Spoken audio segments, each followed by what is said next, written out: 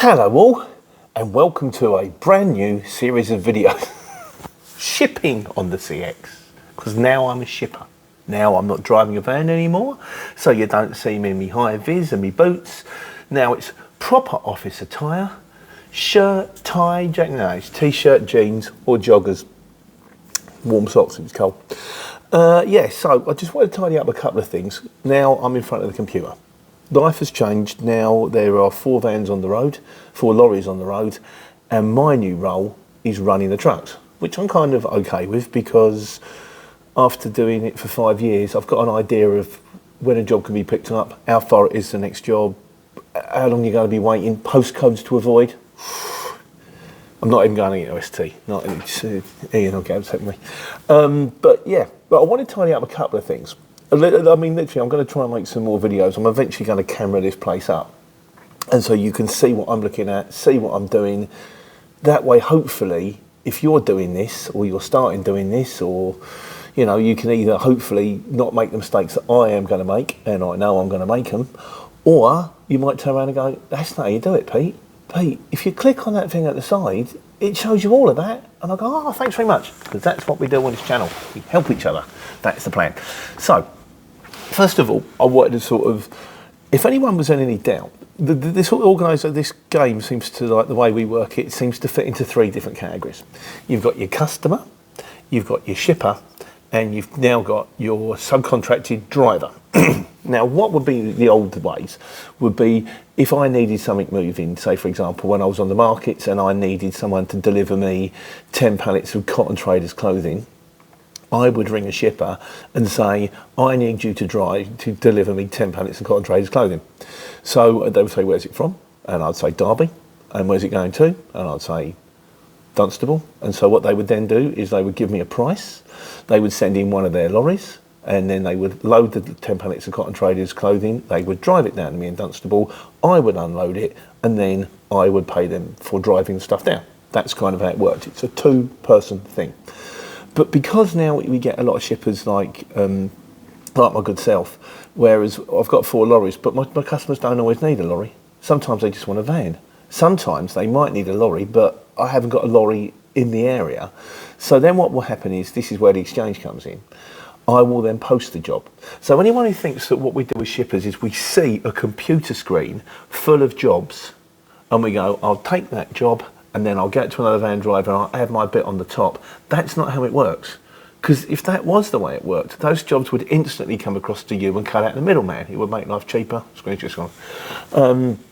But yeah, and another thing that I wanted to clear about, because this always used to drive me mad when I was driving a van, which is when it says, the job says, you ring them up and you go, I can bid on that job, I can be there in half an hour, that kind of stuff. And they turn around and they go, I've just ring the customer. And you go, oh, the magic job. It doesn't even exist, does it, mate?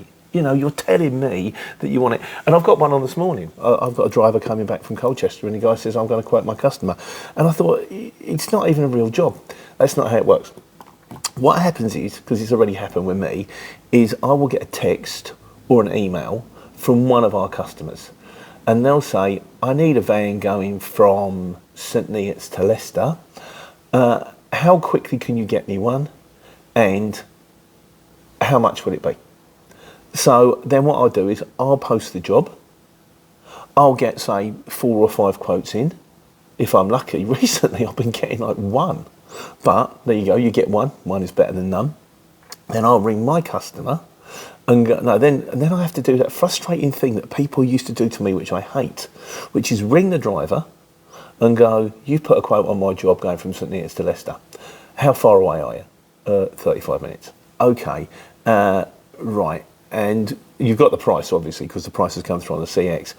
Can you hang on for 2 minutes while I just ring my customer and make sure that's okay? Now, lads, if you're driving a van, you've got no, you don't know, even now when they ring, because they ring me, because obviously to book the lorries, and they say, can you just hang on while I get back to my customer? I just say, oh, let's just see what happens.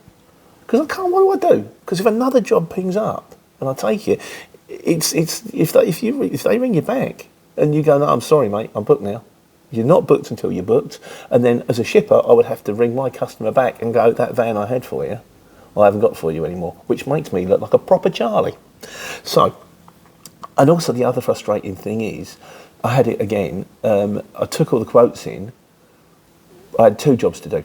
Rung this particular customer back, half an hour it took him to get back to me. I've gone, okay, right, yeah, I want to go ahead with both of those jobs. Then I had to go and ring every single van that I had, well, there was 4 on each job I quoted, and every single one of them turned around and said, sorry mate, I've taken another job now. Which exactly what they should do. What are they going to do? Just sit there all day on the off chance that my customer might want them. But that's what that is all about. That's what ringing the customer is all about. It's like when the customer, if certain customers I've got, I know what they'll pay. So if they ping me an email across going, I need a job going from Dunstable to Southampton, I know what they'll pay. So I just turn around and I go, when the bid comes in, if it's right, ring them up and I just go. And also they tend to put me the day before. They turn around and say, I need a van for tomorrow morning. So I put the bids in the afternoon, van comes in, can you be in there at 8 o'clock in the morning? They say yes, brilliant, I book it. But for the ones that are a bit more price sensitive, that want to think about it, if you're, bear in mind, if you're out there, well, you're not going to watch the channel, are you? But if you're a customer, if you wait half an hour to get back to us, there's a very good chance that the price that you were given has now gone. But I guess from a shipper's point of view, these are things that I'm going to have to make clear to my customers. All things about learning, all things learning how to ship on the Courier Exchange. Learning how to take care and take money.